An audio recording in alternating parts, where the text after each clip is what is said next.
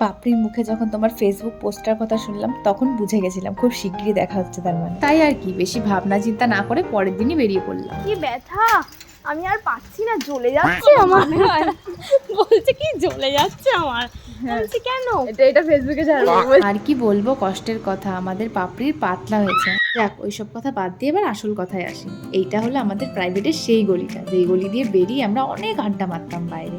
এখন সেই গলিটা পুরো ফাঁকা। আর আজকে আমরা দেখা করতে এসেছি আমাদের প্রিয় ম্যাডাম পিঙ্কি রয় কর্মকার বা কর্মকার রয়, যাই হোক। তো হ্যাঁ, ম্যাডাম তো জানেন আমরা এসেছি, তাই হলো ম্যাডামকে একটা ছোট্ট সারপ্রাইজই দিই। তাই আমরা ম্যাডামের বাড়িতে লুকিয়ে লুকিয়ে চোরের মতো ঢুকছিলাম। আমার তো ভয় লাগছিল লোক বেরিয়ে আমাদের চোর না ভেবে তাড়িয়ে দেয়। একটা কথা কি জানো, এইখানে আমরা সব বান্ধবীরা পড়তাম একসাথে, সবাই। এই প্রাইভেটটা আমরা কেউ কখনো মিস করতাম না, যতই দেরি হোক আর যেখানেই থাকি না কেন পড়তে আসতেই হবে।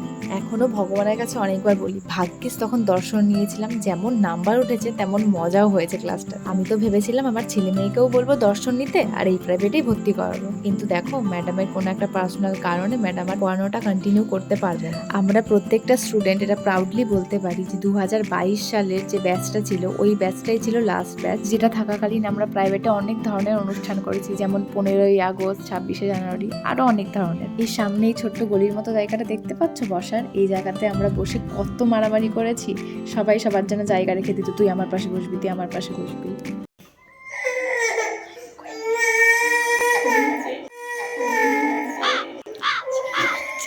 আমরা প্রথমে ভেবেছিলাম ম্যাডামকে হয়তো গিয়ে সারপ্রাইজ দেবো, কিন্তু ম্যাডাম উপরে ছিল না, নিচে ছিল। আর যে বাচ্চাটা কাঁদছিল ওই বাচ্চাটা হলো ম্যাডামের ছোট ছেলে।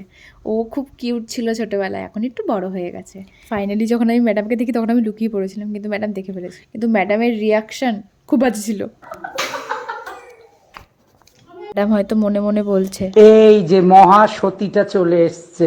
আসলে ম্যাডাম একটু কাজ বাজ করছিল তো, তাই একটু ব্যস্ত ছিল। সত্যি কথা বলতে আমাদের যাতে ম্যাডাম অনেক খুশি হয়েছে আর আমাদের সাথে বসে অনেক অনেক অনেক গল্প করেছে। তুই যাবি খেলতে আমাদের সাথে? যাবি? যাবি না? আমাদের মনেই হয়নি যে অনেকদিন পর ম্যাডামের সাথে দেখা করতে গেছি। মনে হচ্ছিল সেই দিনগুলোই যে পড়তে যেতাম আগে, তুমি গল্প করতে আমাদের সাথে। না ম্যাডাম, অনেকটা সময় পার হয়ে গেছে, এবার আমাদের যেতে হবে। টাটা।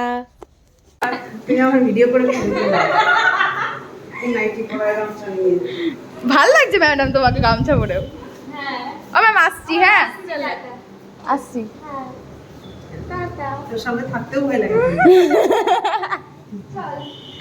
হাসছে এতক্ষণে, হাসছে। বাবা যাবে না, চলে যাচ্ছে বাবা সত্যি করে। ম্যাডামের হলো দুই ছেলে, এটা হলো ছোটটা আর একটা আছে বড়টা। ওই প্রাইভেটে যারা পড়তো তারা জানে ম্যাডামের বড় ছেলেটা পুরো হলো রিয়েল স্পাইডারম্যান, এই ছাদ থেকে লাফিয়ে ওই ছাদে চলে যাবে। ওই যে পেছনে দাঁড়িয়ে আছে। ম্যাম চলে গেলাম।